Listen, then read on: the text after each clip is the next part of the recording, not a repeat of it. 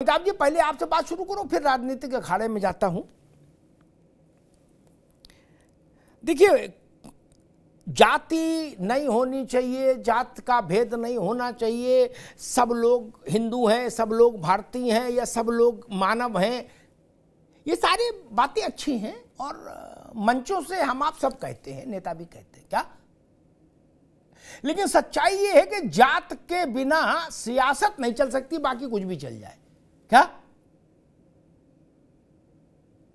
धर्म आप दिन में 3 दफे बदल सकते हैं, क्या? जात मरने तक नहीं बदलती ना। और बड़ी चीज जो मैं आज बहस इस पर करना चाहता हूं, उत्तर प्रदेश में जितने राजनीतिक दल हैं, चाहे वो एनडीए में हो चाहे एनडीए के विरोधी में हो, बीजेपी को छोड़कर सब एक पाले में खड़े हो गए कि भाई जात गिनाओ। अमिताभ जी, इसको कैसे देख रहे हैं और इसका यूपी की पॉलिटिक्स के करेक्टर पर क्या असर पड़ेगा? क्या ये 33 साल पहले का जो दौर था उसकी पुनरावृत्ति है मंडल पार्ट 2? बिहार और यूपी में काफी इंपॉर्टेंट रोल है जाति का जी। और जैसा आप कह रहे हैं, इसमें एनडीए के जो घटक दल हैं वो इसका विरोध कर नहीं सकते अगर कोई कास्ट सेंसस की बात होती है तो। हाँ, बीजेपी जरूर प्रिंसिपली इसका विरोध कर रही है क्योंकि वो इस ट्रैप में नहीं फंसना चाहती। देखिए, एक ट्रैप है पॉलिटिक्स जो है, इलेक्शंस जो है, वो एक शतरंज की गेम जैसा है। एक चाल चला जाता है आपको फंसाने के लिए और उससे निकल करके आपको अगला चाल चलना होता है जिसमें विपक्ष जो है या जो आपका ओपोनेंट है वो फंस जाए। अब बीजेपी के पास बिना कास्ट सेंसस के 44% ओबीसी वोट कर रहे हैं, तो वो क्यों कास्ट सेंसस करवा करके अपने अपने वोट ब्लॉक जो है उसका आज उसके पास सारी जातियों का समर्थन है। 61% अपर कास्ट, 58% ओबीसी, 41% एससी और 49% एसटी, ये एनडीए को सपोर्ट किया था इन्होंने 2019 में। तो जातिगत सारी जातियां बीजेपी को सपोर्ट कर रही हैं मूलतः। अब वो हिंदुत्व के नाम पे हो, नेशनलिज्म के नाम पे हो, पीएम मोदी पिछड़े जाति से आते हैं उसके नाम पे हो, बहुत सारे कारण हैं। अब इसमें बीजेपी अब इसमें देखना पड़ेगा कि विपक्ष इसको अगड़ा वर्सेस पिछड़ा की लड़ाई कैसे इस नैरेटिव को ड्राइव कर पाता है, क्योंकि जाति में भी जब हम देख रहे हैं तो जब बिहार का कास्ट सेंसस आया है उसमें बीसी और ओबीसी है, करेक्ट, और बीसी ओबीसी एससी एसटी मिला के 84% है। लेकिन बीसी और ईबीसी ये कोई होमोजीनियस वोट ब्लॉक तो है नहीं, ये एक वोट ब्लॉक तो है नहीं। आज बीसी आरजेडी और जेडीयू के पास है लार्जली, और ईबीसी वोट ब्लॉक यूपी में भी और बिहार में भी लार्जली बीजेपी के पास ऑलरेडी है। तो ये वोट ब्लॉक क्या आरजेडी, जेडीयू, समाजवादी पार्टी जैसी पार्टियों के पास वापस चला जाएगा सिर्फ इस स्लोगन पे कि भाई आपकी जातिगत गणना हम कराएंगे? अमिताभ भाई, आऊंगा दोबारा आपके पास। तमजीद अहमद साहब भी जुड़ गए, कांग्रेस के प्रवक्ता, अहमद साहब का भी स्वागत है। दोबारा आऊंगा अमिताभ भाई, तब इस बात को मैं दूसरे ढंग से समझता हूं, उस पर चर्चा करेंगे आपसे कि मसला नहीं है कि जात की गणना कराएंगे। क्या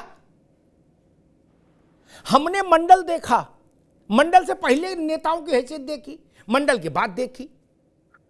मंडल से पहले लालू यादव, मुलायम सिंह यादव उतने बड़े नेता नहीं थे, ना अशोक गहलोत उतने बड़े नेता थे, क्या भूपेश बघेल तो थे ही नहीं कुछ। लेकिन मंडल ने इन सबको आसमान पर पहुंचा दिया कि नहीं पहुंचा दिया? राजनीति बिल्कुल 360 डिग्री पर घूम गई भाई। मसला ये नहीं गिनती का, मसला ये है, और नैरेटिव मेरी समझ के ये बनेगा।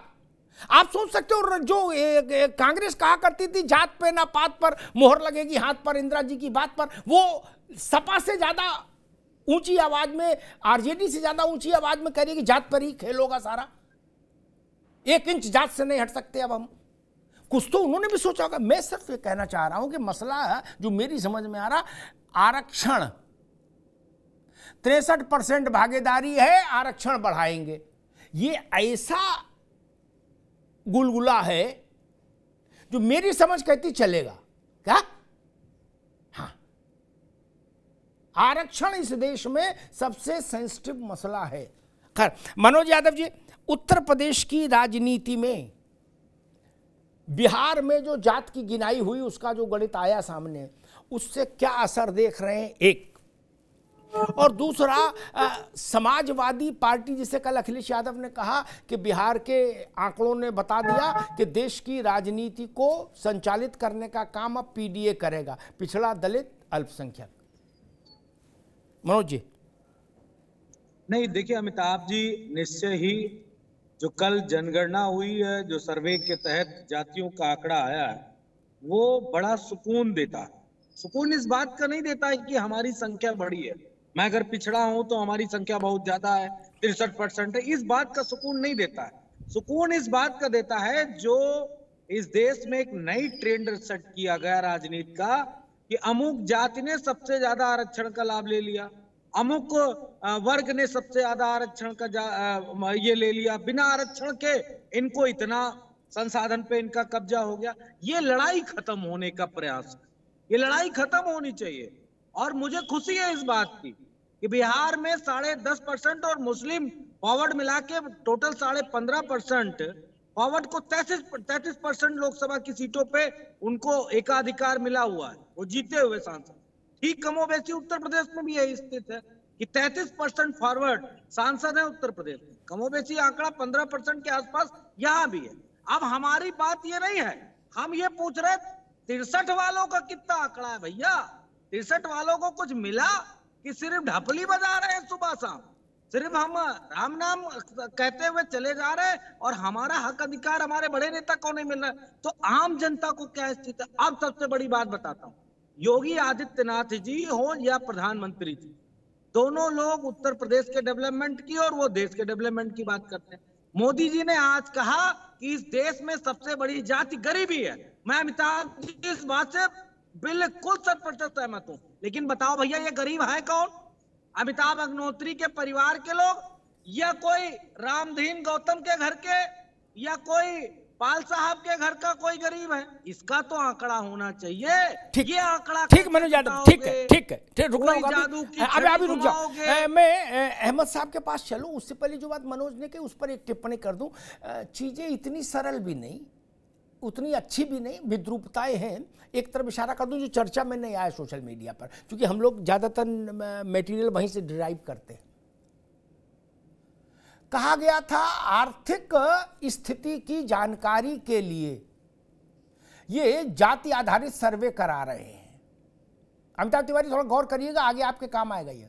ठीक, बहुत बेहतर और बहुत ईमानदारी ज्यादा हो जाती अगर ये भी बता देते, आपने मुसलमानों में भी 36 जातियां बताई, उनकी आर्थिक स्थिति भी बता देते तो एक बात समझ में आती, अगले पिछड़े सबकी बता देते। क्योंकि आपने कहा तो यही था कि आर्थिक समस्या है, उसको समझने के लिए ये सर्वे करा रहे हैं, इसका राजनीति से मतलब नहीं। लेकिन नैरेटिव कहां सेट हो गया? चतुराई यहां पर आती। नैरेटिव कहां सेट हो गया? कितने ठाकुर विधायक हैं और कितने ब्राह्मण सांसद हैं। नैरेटिव सर्वे जब कराने की विधानसभा में गई थी और उस वक्त बीजेपी और नीतीश की पार्टी दोनों इस सरकार में थे, उसी सरकार ने इस जाति जन आधारित सर्वे को अप्रूव किया था। आरजेडी नहीं थी तब सरकार में, लेकिन आर्थिक वाला छूट गया और इधर वाला जारी होगा, ये भी एक खेल है। खैर, तमजीद अहमद साहब, हम लोग सुनते थे, नारा लगता था गली गली में कि जात पे ना पात पर मोहर लगेगी हाथ पर, इंदिरा जी की बात पर। क्या? जब इंदिरा जी जिंदा थी। अब राहुल गांधी ने कह दिया कि ना, सब काम छोड़ो, केवल जात पर बात करेंगे। और बिहार के उससे उन्होंने कितना 84% या कुछ बताया कि मामला जो है वो इधर है 84% का। मुझे लगता है कि कांग्रेस कंपटीशन कर रही है आरजेडी, जेडीयू, समाजवादी, बीएसपी जैसे रीजनल फोर्सेस है। नमस्कार जी साहब जी, और सारे पैनलिस्ट को मैं नमस्कार जी। देखिए, किसी भी तरीके का कोई कंपटीशन नहीं है जी। इंडिया, चाहे वो जेडीयू हो, चाहे वो आरजेडी हो, चाहे वो समाजवादी पार्टी हो, इंडिया के अभिन्न अंग है। तो जो एक विचार जो उत्पन्न हो रहा है, ये इंडिया का विचार उत्पन्न हो रहा है, ये किसी एक दल का और किसी एक पार्टी का ये विचार नहीं है। देखिए, आपने एक बात कही कि कांग्रेस का ये नारा था कि जात पे ना पात पे मोहर लेके हाथ पे, तो आज भी हमारा वही नारा है। अगर हम मांग कर रहे हैं, अगर हम डिमांड कर रहे हैं, और ये कास्ट सेंसस कोई नई चीज नहीं है। हम डिमांड कर रहे हैं कि ये पता तो चले कि गरीब की जो आबादी प्रधानमंत्री जी बता रहे हैं वो गरीब है कौन। तो ये पता करने में किसको क्या दिक्कत है, मुझे ये समझ में नहीं आ रहा है। मुझे तो बड़ा आश्चर्य हुआ, हम लोग तो ये मान के चल रहे थे कि जिस समय कास्ट सेंसस आएगा बिहार का, तो हमें तो लग रहा था कि भाजपा इसका स्वागत करेगी और तुरंत पूरे देश के अंदर कास्ट सेंसस और अपने प्रदेशों में जहां सरकार है तुरंत कास्ट सेंसस लागू कर देगी, क्योंकि इनका खुद का भी मुद्दा था। इन्होंने जब 2014 का चुनाव लड़ा तो यही बता के चुनाव लड़ा ना कि ओबीसी है, देश के प्रधानमंत्री मोदी जी ओबीसी हैं। तो हम लोग को बड़ा आश्चर्य यह है कि ऐसा कैसे हो रहा है कि भाजपा इस मुद्दे के विरोध में उतर आई है। भाजपा को तो बाकायदा दोनों हाथों से इस मुद्दे को लपकना चाहिए था और कहना चाहिए था नहीं, ये हम खुद लेके आए थे और ये हमने खुद बिहार में हम सरकार में थे और इसको लेके और प्रदेशों में जाना चाहिए था, ना कि भाजपा विरोध में आ गई है। देखिए एक बात स्पष्ट है अमिताभ जी कि अब देश का जो हर वर्ग है वो सिर्फ राशन में भागीदारी नहीं चाह रहा है, शासन में भी भागीदारी चाह रहा है। जब राहुल जी कह रहे हैं कि 90 में से सिर्फ 3 सेक्रेटरीज हैं जो ओबीसी वर्ग से आते हैं, तो इसमें किसी का हम विरोध नहीं बोल रहे हैं। ठीक है, हम तो सिर्फ हिस्सेदारी की बात कर रहे हैं कि 90 में अगर 3 सेक्रेटरी हैं तो 3 सेक्रेटरी क्यों हैं? ठीक, अब मैं सूर्य प्रकाश मैथिल के पास चलूंगा, लेकिन 2 बातें कांग्रेस के वक्तव्य पर कह दूं। इतना भी गोलमोल नहीं किया करो, थोड़ा थोड़ा रखो। एकदम गोलमोल कर देते हो तो फिर उलझन होती है, कोई पार्टी हो भैया। आप बड़े ओबीसी के समान, अरे रुको भाई, तथ्य पर बात करो यार, दाएं बाएं नहीं भागो। आप बड़े समर्थक हो ओबीसी के। आपको लोग याद नहीं होगा जब मंडल लागू हुआ तो राजीव गांधी खड़े हुए थे लोकसभा में और उन्होंने कहा था गलत है, नहीं होना चाहिए। वो उनका बोलना और कांग्रेस के रसातल में जाना तय हो गया उसी दिन से, और कांग्रेस 400 से 44 पे पहुंच गई। अब आप पिछड़ों के चैंपियन हो रहे हैं, बता रहे हमारे तो रक्त में है पिछड़ावाद है। गजब कर रहे हो भाई।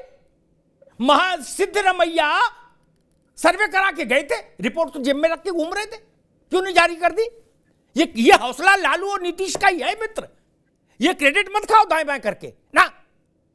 मुलायम सिंह भी नहीं कर पाई ये काम, ना अभी नहीं आएंगे, नो अभी नहीं आएंगे, जब अवसर आएगा तब बोलेगा। मुलायम सिंह भी वो काम नहीं कर पाई यूपी में, मायावती नहीं कर पाई जो लालू नीतीश ने कर दिया। आप कहां उसमें? सिद्धरमैया ने गिनती कराई, कागज जेब में रख लिया, घर चले गए। क्यों नहीं जारी कर दिया जब राहुल गांधी की आत्मा में पिछड़ों का इतना दर्द है? गोलमोल नहीं करो भाई, मेरे मंच पर तो भाई गोलमोल नहीं चलेगा ना। हमको सबकी कुंडली पता है मित्र, किसने क्या क्या कहा, इसलिए ऐसी बात नहीं करिए कि हमने तो ये कह दिया कि आपने 2011 में बड़े दबाव में जाति का एक कॉलम जोड़ा, अमिताभ तिवारी को याद होगा क्या? उसके बाद लालू प्रसाद, मुलायम सिंह, शरद यादव आपके मंत्रियों से लोकसभा में कितनी बार टकराए मैंने देखा, और उन्होंने कहा नहीं नंबर नहीं आउट करेंगे। आप ही की पार्टी थी क्या? और कौन लोग लड़ रहे थे? लालू, नीतीश और मुलायम सिंह। हम बताएं चिदंबरम ने तब क्या कहा था कि नंबर जारी क्यों नहीं करेंगे? वो कांग्रेस में नहीं है। ऐसा नहीं कहो मित्र, चीजें बहुत सारी हैं, लेकिन हाँ आप ये कहो कि अब हमने अपनी राय बदल ली, अब हम पिछड़ों के साथ हैं, ये बोलो, अच्छी बात है। आप कह रहे हो हम जन्म से ही पिछड़ों के साथ हैं, ये काम ठीक नहीं, ये काम ठीक नहीं, बस यही पे समस्या।